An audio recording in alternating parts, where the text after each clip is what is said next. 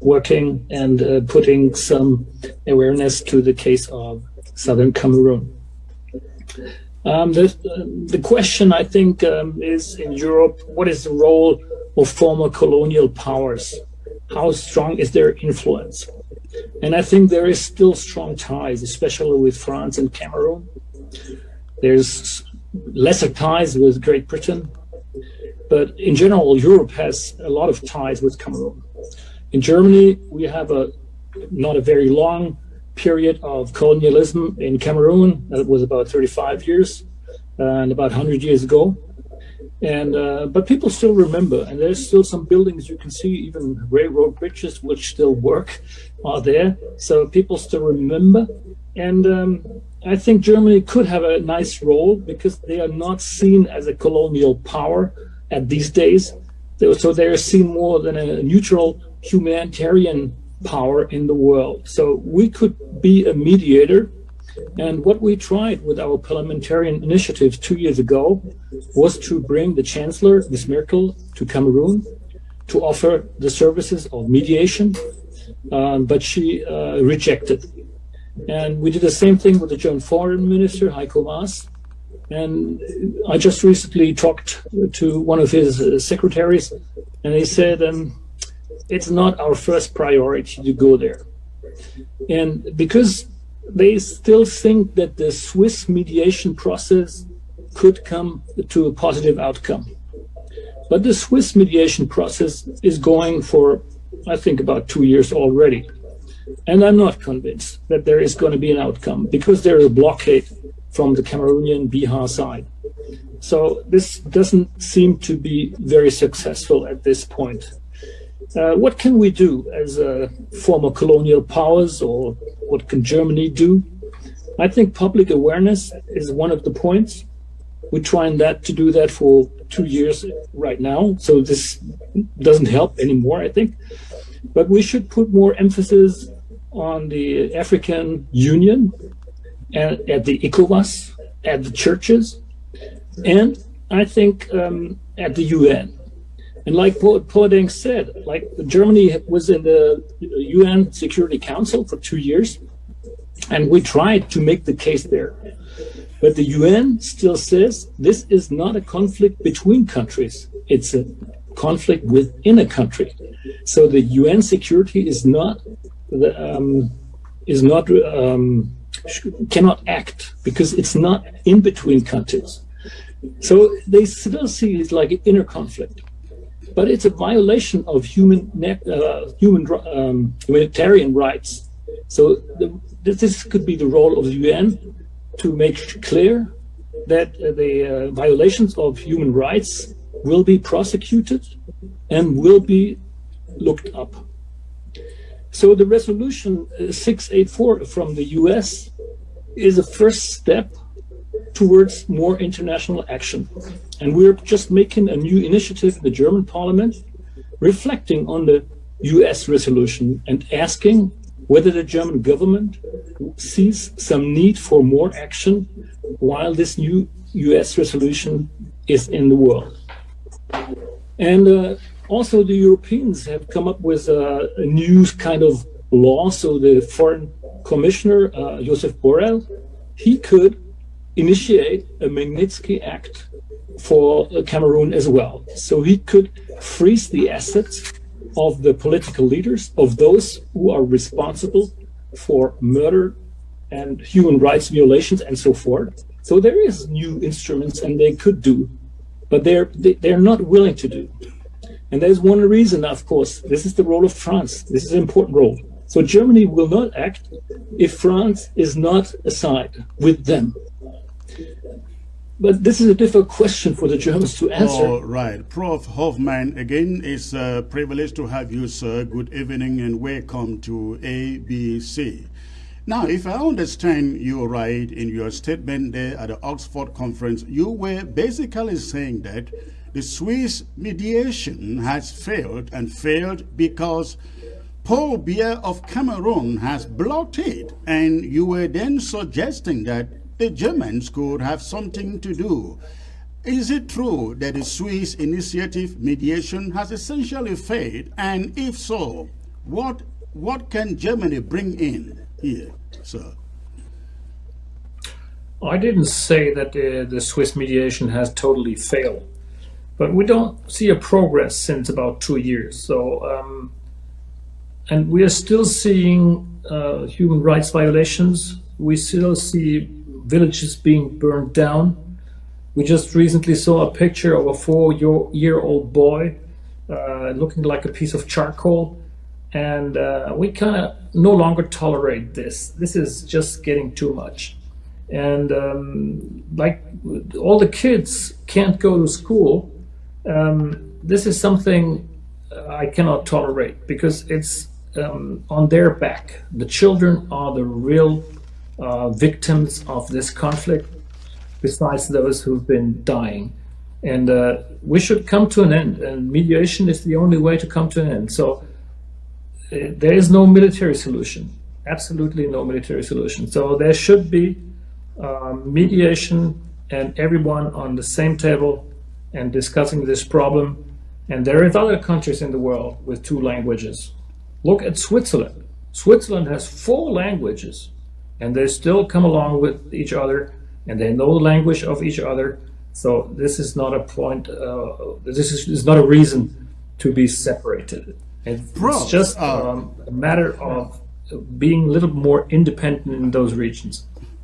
Prof, if I may stop you there a little bit, do you realize that the problem in Cameroon is not a language problem, it's a colonization, annexation problem? Did you realize that? Sure. I mean, this is a result of the colonization and the frontier lines which have been drawn in the sand, dividing ethnic groups. So, of course, there is the reason, and this is also why I say the UN should come into the mediation process as well.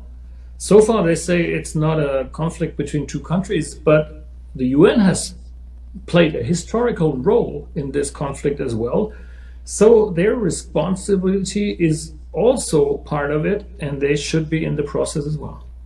What do you see to be the role of the UN precisely? Sure. I mean, it should be a case in the Security Council, and also there should be negotiations. So they should send a special envoy. They should be, how do you call those missions, where they document human rights violations on the ground. And so we should come forward with that kind of demand. Do you see Germany coming in and putting some pressure on the UN Security Council to bring that to table? I think there was talks like that in the past, and I see some motion now with the U.S. resolution.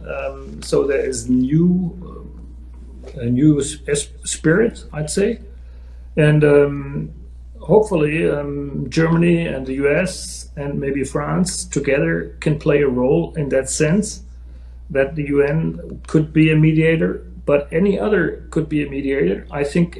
But mediators have to be accepted from both sides, otherwise mediation doesn't work. And probably the UN should also call on Paul Biya to tell who would be a mediator he would accept.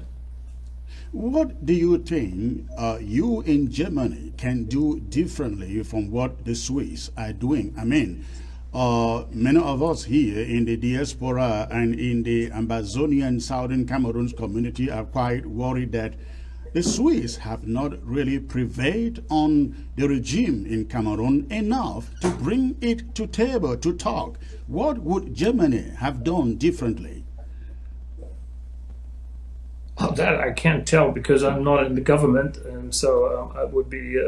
This is a little bit too much, and. But I think if the international community comes up with a clear will, then there is a chance that even Paul Biya would be able to nominate someone who would be able to do the mediation between those 2 groups. And also, like, I mean, we have to also talk about the Amazonian side. There's several different groups who are claiming that they are the ones who should be talked to. I mean, they all have to come to the table, otherwise it will not work. Well, talking about the Amazonian side, the Amazonians believe that there are only two sides, two groups, two integral groups to the conflict. Those who want an indivisible Cameroon. They could be federalists, they could be a unitarist.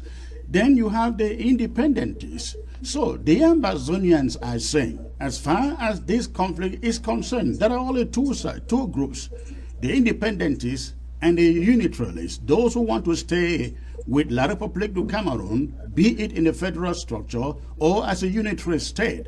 So when you talk about the different factions in the Amazonian side, I think there isn't really that much division as the rest of the world wants people to believe.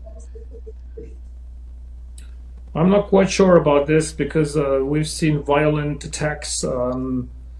No one claims responsible for that, and I'm not quite sure if this is. I mean, at least there is groups with guns which are not controlled by some of the official Amazonian side. And I'm not sure if this is only criminals, if this is only anarchists, or if this is whatever that is. I mean, if the killing comes to an end, we have to stop all the people with guns, no matter where they come from. Well, it's always good if you see the real situation on the ground. Unfortunately, we're not able to travel at this time because of the COVID crisis. I'd like to see things for myself rather than just read the newspapers and talk about it. And but from what we hear is that there is several groups, and you say this is the French Cameroonian elite sponsoring some militant groups, whatever. I cannot really judge from here. We are just too far away. This is I don't know, 5,000 kilometers away from us. And but what I want is I want peace, and I want a future for these young people in southern Cameroon, because we cannot have a conflict lasting forever. They have to go to school, they have to learn something to have a peaceful, prosperous future. Now, you have said again repeatedly that Paul Biya is the one blocking this, the Swiss HD mediation initiative. What, in your opinion, do you think should be done to take away that blockage? Yeah, I'm convinced that there has to be much more pressure from the international community, but you also have to see on the other side, if the pressure is too much, sometimes people get to lean to another side, which is offering a hand as well. That might be China, and so the West has just limited possibilities for sanctions or personal sanctions, something like that. So this is a limited approach we have, and but we should come up clearly. This thing has to stop. Talking about sanctions, don't you think it has taken really long, very, very long? You see, in 1995, the military dictator of Nigeria then, Sani Abacha, executed nine citizens, all of them, by hanging. In this conflict in the Cameroons, we have over 13,000 people who have been killed by the French Cameroon army. And yet, you don't see the international community calling for sanctions. The Germans, I'm only hearing it from you now, the Germans have not called for sanctions. The European Union hasn't called for sanctions. The UK is not calling for sanctions. I think the only person who is saying something is the US, which has gone as far as saying if it means unilateral action, they will do it. Don't you think it is taking too long for the international community to begin to release some sanctions against French Cameroon, and particularly the leaders? Yes, I agree. This is much too long, and there is always. And I mean, in former times there was a doctrine saying stability is most important. So a lot of leaders got away, although there was a human right violation. They got away with it just by saying, "Okay, this country is a stable country and not a civil war country," and something like that. But now I think we have to come to a point where this conflict, this can't last forever. So this is, I mean, we have been having the Swiss mediation for 2 years. This is too long, and we should stop it now. And this is what we have in the initiative with the American parliamentarians, with some German parliamentarians. We have some parliamentarians from the European Parliament, and hopefully we get a critical mass together. So we put pressure on our governments and maybe see some. At least the threat of sanctions might even help. What would Germany be prepared to do? What do you think, or what, in your opinion, should Germany do in as far as sanctions are concerned? I mean, you don't want to touch, or you don't want to aim at the people, at the ordinary people. I mean, they are poor already, so I mean, the sanctions shouldn't be harming their livelihood. But you should have special sanctions to those who are really responsible for these kind of human rights violations. And they're on both sides. I mean, let me be frank and clear. I mean, it doesn't make sense to kill pupils in the schools. And this has also happened from, not from the French Cameroon side, it has all been the Amber Boys in some cases. And so also they should be held responsible for human rights violations. I mean, we cannot have an unbalanced approach to that. So my opinion is put them all on the table, put some sanctions into place if there is no movement for a peace process. And who would the sanctions target, sir? It would target, of course, the political elite in Cameroon. And Germany has also been cutting their development aid for about a third or something.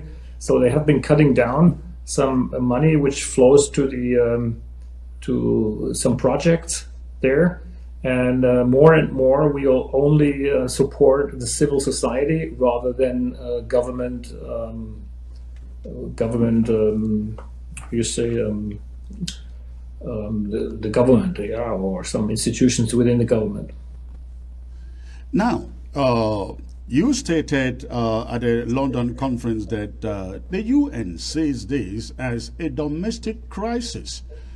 How do you see it, sir? Do you consider it a domestic crisis or an international conflict? I know you have said that the UN ought to come in and do something, intervene. I guess the UN is not intervening because, in your words, they see it as a domestic crisis. How would you qualify this conflict, sir?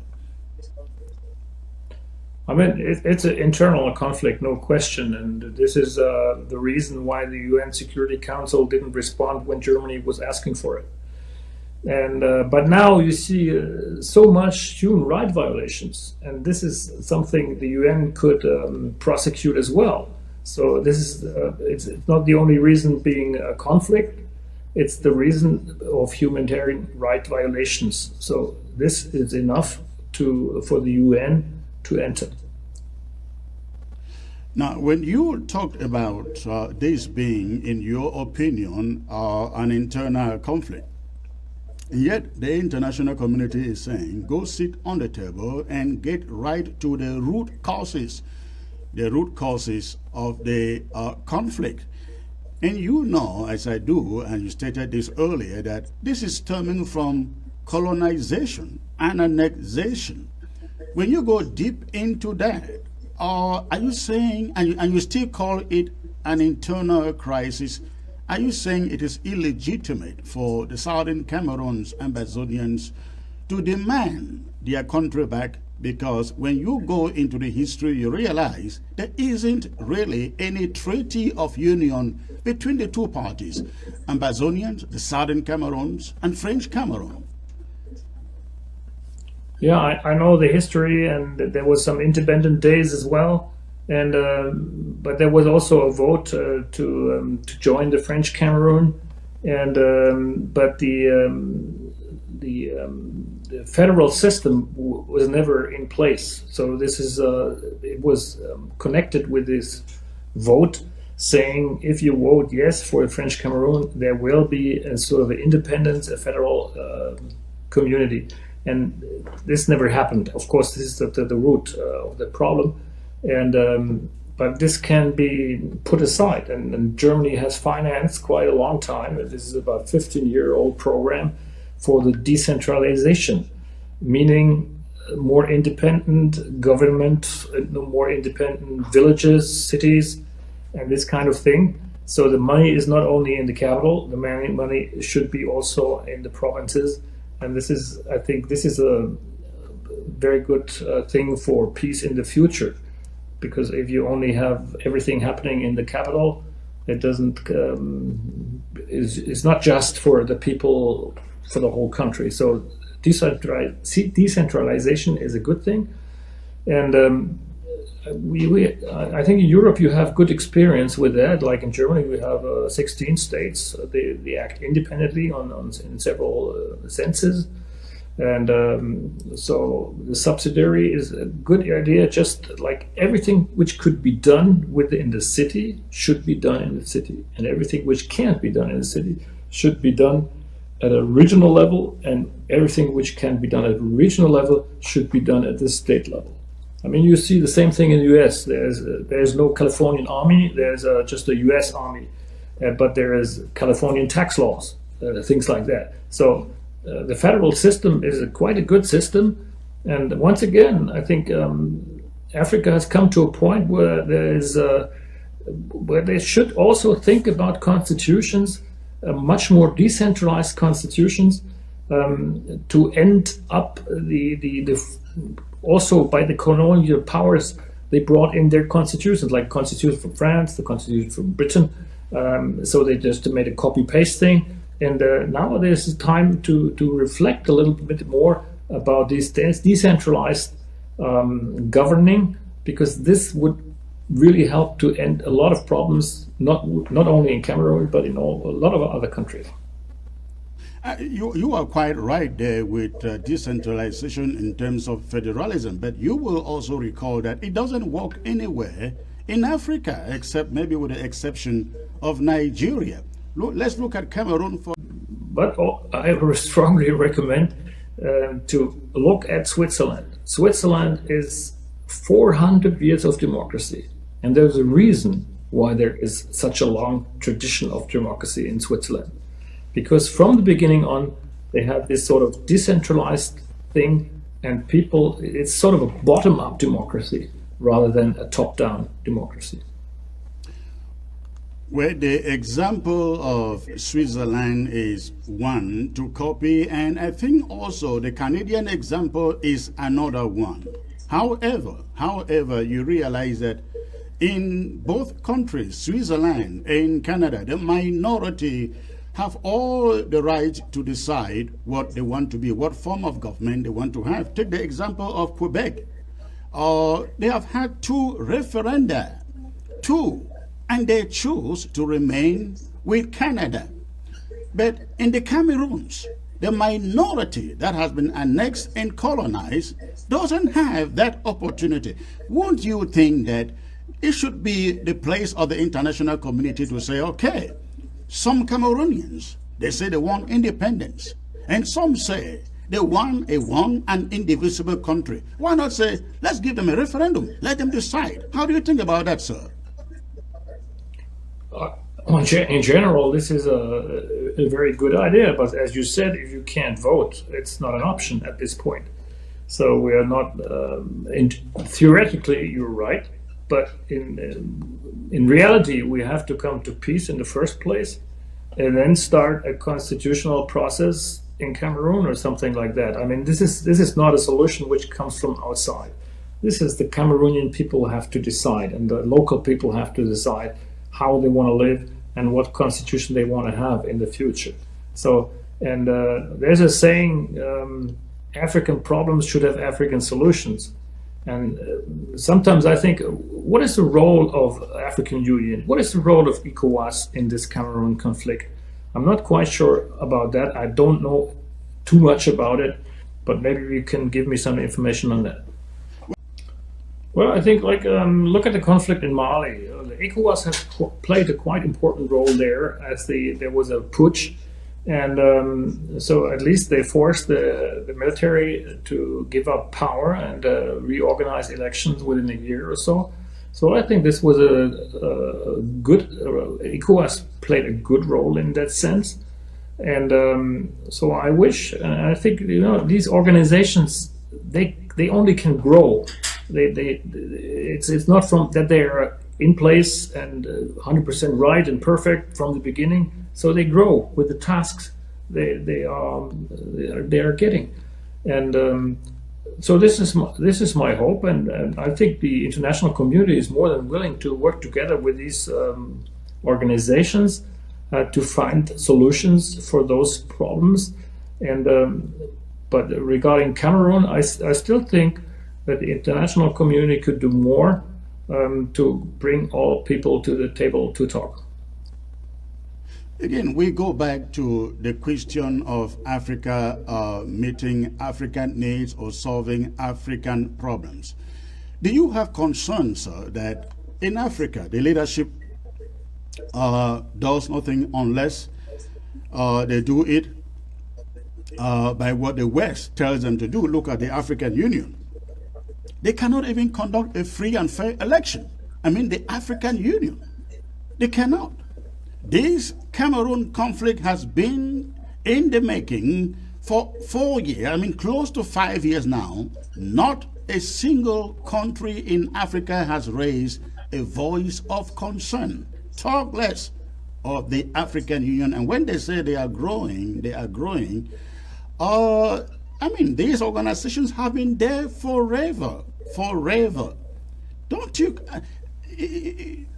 think the moment should be here when the West is saying to Africa, you have to start being proactive in not sitting there listening to what England, France, Germany, America has to do before you can do things? Absolutely. I think I'm not saying the West should lean back and say, let Africa do things and it will work out in 100 years or so. No, this is not the point. But if we can work together and support the African organizations to come to solutions, this would be preferable. If it's not possible, of course, we have to look at the violations of human rights, and as I said, this is a task of the UN, and it's also a task of the states, which are together in the sense that they will not tolerate human rights violations. How would you describe these measures that the Cameroon government has taken since the conflict began? Yeah, of course you can.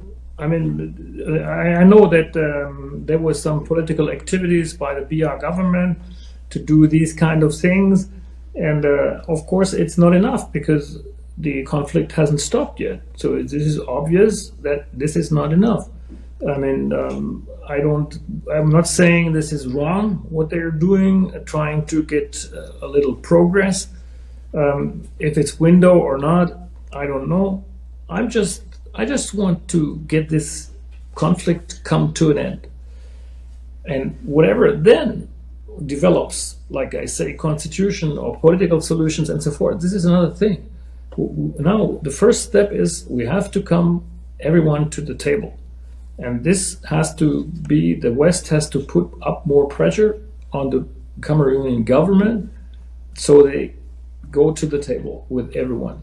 So this is very important, and I don't think we can get there without any pressure. I see your insistence on getting the conflict, bringing it to an end. But in your opinion, how do you get there, sir? How do you bring this to an end? I mean, as a technocrat that you are. And so I'm convinced that the civil society will come with some solutions. You have the churches there as well, playing a good role. And of course, after a conflict like this, let's say the conflict has stopped and there's no more shooting and things like that, then there has a process. How do you get there? How do you get to the point of silencing the guns and then discussing the way forward? This is what I said. You have to put more pressure on the side of Paul Biya to come to the table. And this is what we can do now from the West, from US, France, Germany, and whatever. We should demand that they sit on a table and start. And after the guns are silenced, then you have a process of reconciliation. So, I mean, it has to be clear that those people who are responsible for crime, war crime, or human rights violation have to go to court. And we've seen those examples, like you see the genocide process of Rwanda and so forth. Taylor, Liberia, has been prosecuted and so forth. I mean, there's a lot of, and those people acting now, have to be clear that they will be held responsible one day. And if we state this very clearly and very loudly, this might bring them to the table a little faster than that it has been in the past. I think that is very much on point. The problem there, though, is back on the ground, very, very few people trust the churches to do what you are talking about. They don't think the churches are on the middle. They see the churches as standing on the side of the regime, not really because they want to, but because they fear what the regime can do to them. They think rather that it is countries like yours, Germany, England, USA, Canada, they are well placed. They are well placed to impress, force Paul Biya and his regime to come to the table, not NGOs, because they really don't see the NGOs really don't have the powers, because at the end of the day, NGOs, I know they can recommend, but they will not be the ones to pass sanctions on anybody in that regime. Let's get to another issue here. Now, you talked about the referendum that was conducted in 1961 that brought the two Cameroons together, and which, according to you, makes this conflict an internal crisis. The federal system can work, should work, and could be a good system. But if some like the Brits, they decided to get out of the European Union, of course, then they left. But you will see, it wasn't a good choice for them. Definitely. I don't think you can tell them that it was a good choice. But you have to make this experience, and they will make their experience saying maybe they come back within 10 years, say, oh, this was a big mistake. You never know. But I mean, you should let things develop like this in a democratic way. If some countries decide to go out, to step out, or a province says we want to leave. I mean, I'm living in southwestern Germany. We live close to the border with Switzerland, and I don't know if the Federal Republic of Germany would let us go if we say we want to unite with Switzerland. And this would be probably a real conflict too. And so, I mean, this is it is within in a government or within a state that the state won't let go pieces of his body. So this is pretty natural. But as you see, I mean, you have these questions in Quebec, in Canada, you have it in some other parts of the world. We've seen separation of the Sudan. I mean, this is a state is never something be there forever. It's a moving thing as well. So in general, I think people should have the right to decide where they want to live. And but the base would be peace and democracy. Otherwise, these questions can never be discussed. 4 years, going to 5 years, it will be 5 years in October. French judges are still in the courtroom in the southern Cameroons, and French teachers are still in the classrooms in the southern Cameroons. That's why we say we want our own country back, because if we are waiting for democracy, it isn't going to work in that country. No single French colony in Africa talks democracy, sir. I hope you realize that. Well, I will not judge this as a general question. I think I'd love to see bilingual teachers in the schools. Even in Germany, we have a school, a German-French school, where the pupils learn French, and some of the subjects are being taught in French, some of them being taught in German. This is nice. It gives the kids the power for their life, and it gives them their knowledge for their life. And it's always good to have more than just one language. And I wouldn't focus the identity just on language. And I think it should be identity should be a region, and identity support people. And I think to get along with the federal system, it has worked in Germany. I cannot tell if it worked in whole Africa. I'm not sure about that.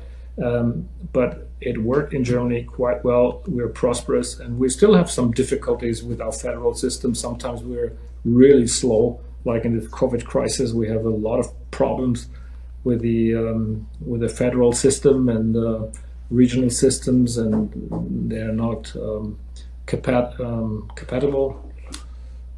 So this is something one should consider.